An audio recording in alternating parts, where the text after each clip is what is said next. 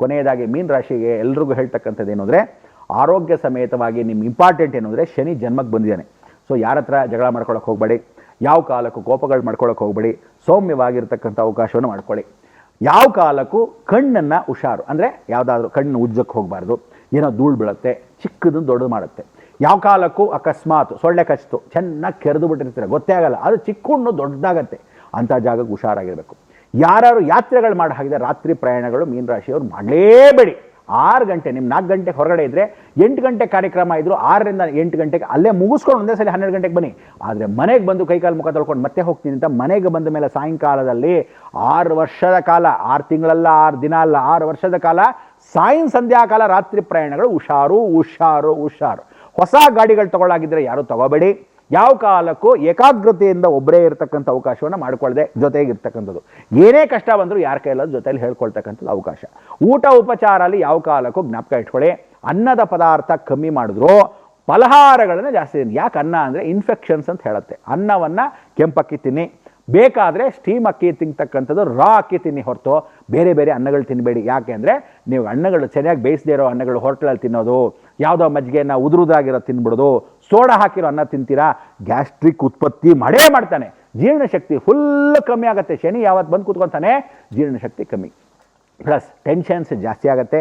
ಯಾವ ಕಾಲಕ್ಕೂ ಪಾದಾಂಗಗಳನ್ನು ಯಾವತ್ತು ಹಿಂಬಡಿಗಳು ಮುರಿತೆ, ಹಿಂಬಡಿಗಳು ನೋವು ಬರುತ್ತೆ, ಚಳಿಗೆ ಹೆಂಗೆ ಆಗುತ್ತೆ ಆ ಸಮಯಕ್ಕೆ ಅದೇ ಥರ ಕೂತಿದ್ದಾಗೆಲ್ಲ ಅಯ್ಯೋ ಅಲ್ಲಿ ಹಿಡ್ಕೊಂತು ಅನ್ನತ್ತೆ. ಸೊ ಅದಕ್ಕೆಲ್ಲ ಕಾರಣ ದೇಹದ ಅಂಗಗಳನ್ನ ಕ್ಷೀಣಿಸ್ತಾನೆ ಶನಿ ಅಂತಾನೆ. ಸೊ ಅದಕ್ಕೆ ಹುಷಾರು. ಸೊ ಡೈಲಿ ನಿಮಗೆ ಇಂಪಾರ್ಟೆಂಟ್ ಏನು ಅಂದರೆ, ಶನಿಗೆ ಇಷ್ಟವಾದ್ದೆಲ್ಲ ಮಾಡಿ ಅಂತ ಹೇಳುತ್ತೆ. ಏನು ಇಷ್ಟವಾದ ಮಾಡೋದು?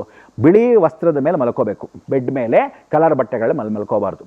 ಪ್ರತಿದಿನ ಆಂಜನೇಯ ನಮಸ್ಕಾರ ಜೊತೆಗೆ ಯಾವ ಕಾಲಕ್ಕೂ ಅತ್ತಿ ಮರಕ್ಕೆ ಸಾಯಂಕಾಲ ನಮಸ್ಕಾರ ಮಾಡಲೇಬೇಕು. ಆಂಜನೇಯನ ಜೊತೆಗೆ ಬೆಳಗ್ಗೆ ಆದರೂ ಸರಿ, ಸಾಯಂಕಾಲ ಮಾಡಿದ್ರೆ ಅತ್ತಿ ಮರಕ್ಕೆ ಮಾತ್ರ ಮರಿಬೇಡಿ. ಫಿಗ್ಗನ್ನು ಎಷ್ಟು ಚೆನ್ನಾಗಿ ಪ್ರದಕ್ಷಿಣೆ ಮಾಡ್ತೀರೋ ಪರಿಪೂರ್ಣ.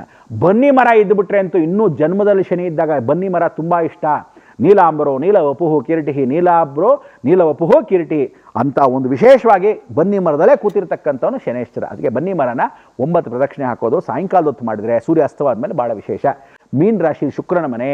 ಹೆಂಗಸರಿಗೆ ಜಗಳಗಳು, ಹೆಣ್ಣು ಮಕ್ಕಳಿಂದ ಹೆಣ್ಣು ಮಕ್ಕಳಿಗೆ ವಿಶೇಷ ಹುಷಾರು, ಜಾಗ್ರತೆ. ತಾಯಿಯಿಂದ ಮಗಳಿಗೆ ಜಗಳತೆ ಆಗ್ಬೋದು, ಮಗಳಿಂದ ಅಕಸ್ಮಾತ್ ಯಾವ ಕಾಲಕ್ಕೂ ತಾಯಿ ಜಗಳ ಆಗ್ಬೋದು, ಹುಷಾರು. ಅಕ್ಕ ತಂಗಿರ ಜಗಳಗಳಾಗ್ಬೋದು. ಆಸ್ತಿ ವಹಿವಾಟಿಗೆ ಜೀವನ, ಭೂಮಿಕಾರಕನಾಗಿರ್ತಕ್ಕಂಥ ಶನೇಶ್ವರನು ಆಸ್ತಿ ವೈಕಟೆ. ಹೊಸ ಮನೆ ಅಂಡರ್ ಕನ್ಸ್ಟ್ರಕ್ಷನ್ ಇದ್ದರೆ ಅದು ಮತ್ತೆ ಸ್ಟಾರ್ಟ್ ಮಾಡ್ತಾನೆ ಶನಿ. ಹೊಸ ಮನೆಯನ್ನು ಇದ್ದರೆ ಸ್ಟಾರ್ಟ್ ಮಾಡಿಸ್ತಾನೆ, ನಿಂತು ಹೋಗಿರೋ ಮನೆಯನ್ನು ಸ್ಟಾರ್ಟ್ ಮಾಡಿಸ್ತಾನೆ. ಹೊಸದಾಗ ಭೂಮಿ ಕೊಂಡ್ಕೋಬೇಕಾ, ಕೊಡಿಸ್ತಾನೆ. ಹಳೆ ಪೆಂಡಿಂಗ್ ಕೇಸ್ಗಳು ಯಾವ್ದಾರು ಇದ್ದರೆ ಖಂಡಿತ ಮಾಡಿಸ್ಕೊಡ್ತಾನೆ. ಸೊ ದುಡ್ಡು ಪೆಂಡಿಂಗ್ ಯಾವ್ದಾರು ಇದೆ, ನನಗೆ ಅಲಿಯನ್ಸ್ ಬ್ಯಾಲೆನ್ಸ್ ಇದೆ, ಅರಿಯರ್ಸ್ ಬರಬೇಕಾಗಿದೆ, ಪೆನ್ಷನ್ ಬರಬೇಕಾಗಿದೆ, ಅಂಥದ್ದೆಲ್ಲನೂ ಕೊಡಿಸ್ತಕ್ಕಂಥದ್ದು. ಸೊ ಮೀನ ರಾಶಿಯಲ್ಲಿ ಇರ್ತಕ್ಕಂಥವ್ರು ಜ್ಞಾಪಕ ಇಟ್ಕೋಬೇಕಾದ್ದು, ಇಡೀ ಜಗತ್ತಲ್ಲಿ ಎಲ್ಲರೂ ಇಲ್ಲದೆ ಇರತಕ್ಕಂಥ ಒಂದು ಸ್ಮರಣೆ ಏನಾದರೂ ನೀವು ಮಾಡಬೇಕು ಅಂದರೆ ಜ್ಞಾಪಕ ಇಟ್ಕೋಬೇಕು, ಮೀನ ರಾಶಿ ಶುಕ್ರನ ಮನೆ. ಮೀನ ರಾಶಿ ಸಾಕ್ಷಾತ್ ಜಗನ್ಮಾತೆ. ಸೊ ಮೀನ ರಾಶಿಯಲ್ಲಿರ್ತಕ್ಕಂಥ ಜಗನ್ಮಾತೆ ಲಲಿತಾ ತ್ರಿಪುರ ಸುಂದರಿ. ಅದಕ್ಕೆ ಸೌಂದರ್ಯ ಲಹರಿ ಓದ್ತಕ್ಕಂಥದ್ದು, ವಿಶೇಷವಾಗಿರ್ತಕ್ಕಂಥ ಜಗನ್ಮಾತೆ ಸ್ಮರಣೆ ಮಾಡ್ತಕ್ಕಂಥದ್ದು, ಲಲಿತಾ ತ್ರಿಪುರ ಸುಂದರಿ ಸ್ಮರಣೆ ಮಾಡ್ತಕ್ಕಂಥದ್ದು ಬಹಳ ಮುಖ್ಯ. ಅದಕ್ಕೆ ಅಂಥ ಲಲಿತಾ ತ್ರಿಪುರ ಸುಂದರಿನ ರಾಜಮಾತಂಗಿ ವಾರಾಹಿ ಲಲಿತಾ ತ್ರಿಪುರ ಸುಂದರಿ ಸಪ್ತಮಾತೃಕೆ ಸ್ಮರಣೆ.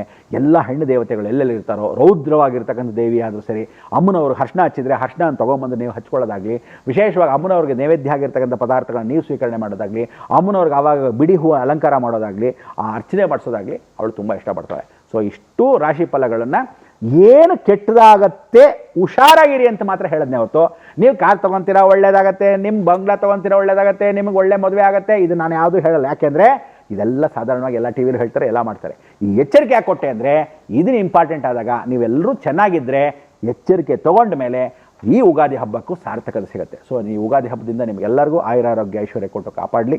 ನಿಂದಿನ ಜೀವನಗಳು ಯಾವ ಕಾಲ ಕತ್ತಲು ಬೆಳಗಾಗಲಿ ಅಂತ ಉಗಾದಿ ಹಬ್ಬದ ವಿಶೇಷವಾಗಿರೋ ಸಂದರ್ಭದಲ್ಲಿ ಮತ್ತೊಮ್ಮೆ ಮಗದೊಮ್ಮೆ ನಿಮ್ಮೆಲ್ಲರಿಗೂ ಅನುಕೂಲವಾಗಲಿ ಅಂತ ಪ್ರಾರ್ಥನೆ ಮಾಡ್ತಾ, ಲೋಕವೆಲ್ಲ ಸುಭಿಕ್ಷವಾಗಿ ಹೇಳಿ ನೋಡೋಣ. ಲೋಕ ಸಮಸ್ತ ಸುಖಿನೋ ಭವಂತು, ಸನ್ಮಂಗಳ ಅನುಭವ.